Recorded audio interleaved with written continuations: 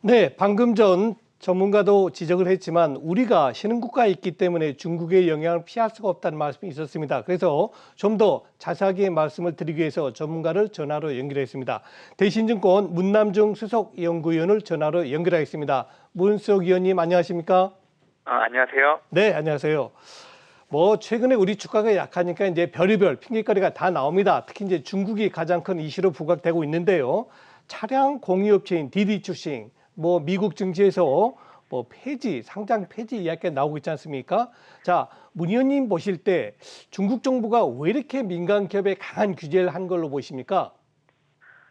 네. 최근에 중국 정부의 그 민간 기업에 대한 규제가 좀 강화되고 있는 상황인데요. 아무래도 이런 부분들이 정부 리스크로 해석되면서 이제 지난달 26일, 27일 양일간 급락하는 데 가장 큰 영향을 줬던 이유였던 것 같습니다. 아직은 코로나19가 종식되지 않은 상황이기 때문에 그 경기 회복의 연속성을 가져가기 위해서는 그 자국 경제 성장의 발판이 되는 민간 기업에 대해 규제를 하지 않는 것이 일반적입니다. 그럼에도 불구하고 7월 들어서 이제 연이은 규제 강화를 했기 때문에 좀 앞으로도 추가적인 제재가 도입될 가능성이 있다고 해석할 수 있다고 보고 있고요. 중국 정부의 정책 의도가 명확하게 알려지기 전까지는 좀 불확실성은 상봉할 수밖에 없다. 그렇게 좀 보고 있습니다. 그 수출에서 내수로 이 경제 성장의 축을 옮겨가는 과정은 그 국영제에서 특경제로 산업의 축이 이동한다는 의미를 나타내는데요. 국영제는 산업 간의 융복함을 행정적 규제를 통해서 정부 통제 범위 안에서 허용할 수 있었지만 이 전자상거래, 핀테크, 이 공유경제 플랫폼 등 신경제 산업의 확장 속도는 정부 규제 속도를 크게 능가하고 있었기 때문에 아무래도 내부 통제력 약화에 대한 중국 공산당의 고민이 누적되지 않았나 그런 생각을 해보고 있습니다. 특히 최근에 민간 기업들이 자국 상장보다는 미국 상장을 추진했었는데 결국에는 자국 정보 유출로 그치는 게 아니라 중국 사회주의 체제 안정성을 이어갈 수 있다는 내부적 판단이 커졌을 걸로 추측을 하고 있고요.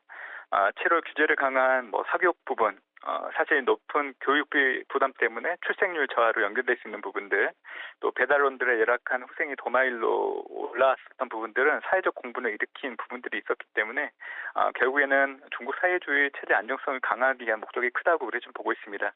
12월 이제 중앙경제공작 회의가 예정되어 있는데 그 전까지는 좀 민간 부분의 통제력 강화 기조가 유지되지 않을까 그런 예상을 좀 해보고 있습니다. 네, 그렇군요. 그래서 이제 문석 연구위원님께서는 중국의 이러한 문제가 향후에도 우리 시장에 좀 더 영향을 줄 걸로 보십니까? 중국 증시가 지금 당장 좀 안정 찾기는 어렵다고 좀 보고 있습니다. 일단 증시 부진은 아마 중국 정부의 정책 의도가 명확해지기 전까지 좀 이어질 수 있다 그렇게 좀 보고 있고요. 다만 이제 중국 펀더멘탈 악화에 따른 주가 급락이 아니었고 또 지난달 7월 이제 양일간의 급락폭이 과도했던 부분들이 있기 때문에 좀 단기적으로는 변동성 완화를 좀 기대하는 부분들이 있습니다. 저는 세 가지 이유를 바탕으로 이 중국 증시를 좀 전망을 해보면 좋겠다는 생각을 하고 있는데요.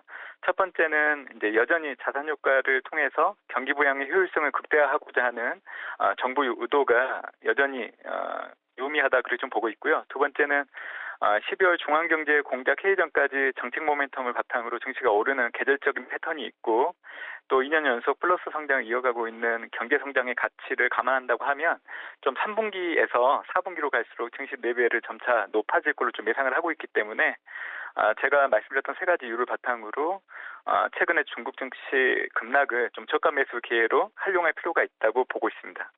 예, 그렇군요. 자, 이제 마지막으로 그리고 가장 궁금한 점 질문 드리겠습니다.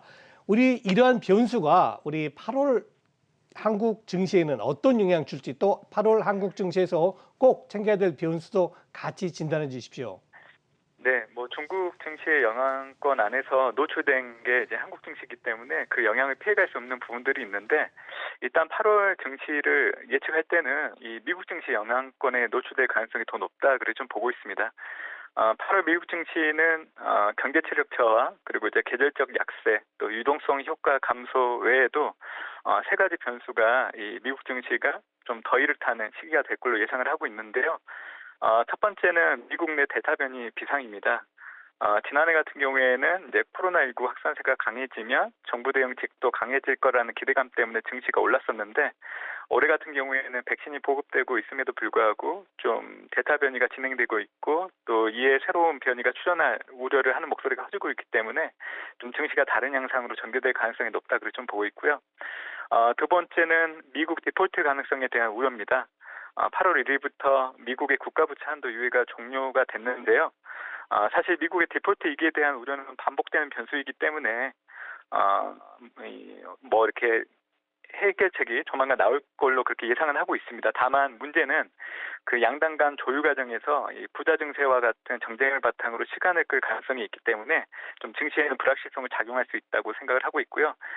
세 번째는 이제 미국 고용 상황에 따른 테이퍼링 해석이 가져올 변동성인데 7월 FMC를 통해서 어떻게 보면 향후 남아있는 하반기 동안에 이 고용 상황이 테이퍼링 일정에 영향을 미칠 수 있다는 여지를 좀 남긴 부분들이 있습니다. 그래서 이번 주 6일 미국의 7월 고용 지표가 발표됐는데 비농업 부분 고용 장수가 전월치를 상회한 90만 건, 실업률은 전월보다 0.2%포인트 5.7% 정도 예상이 되고 있는 상황입니다. 결국에는 델타 변이 확산에도 불구하고 이 고용 시장의 영향이 제한되는 것으로 해석될 수 있는 부분들은 이른 테이퍼링 우려로 연결될 수 있는 부분들이 있기 때문에 8월뿐만이 아니라 남아있는 하반기 동안에 고용 호조라는 변수가 증시의 변동성을 좀 높이는 한 요인이 될 수 있기 때문에 좀 챙겨봐야 되지 않나 그런 생각을 해보고 있습니다. 네, 그렇군요. 지금까지 대신증권 문남중 수석 연구위원의 말씀이셨습니다. 문 수석 위원님 감사합니다. 감사합니다.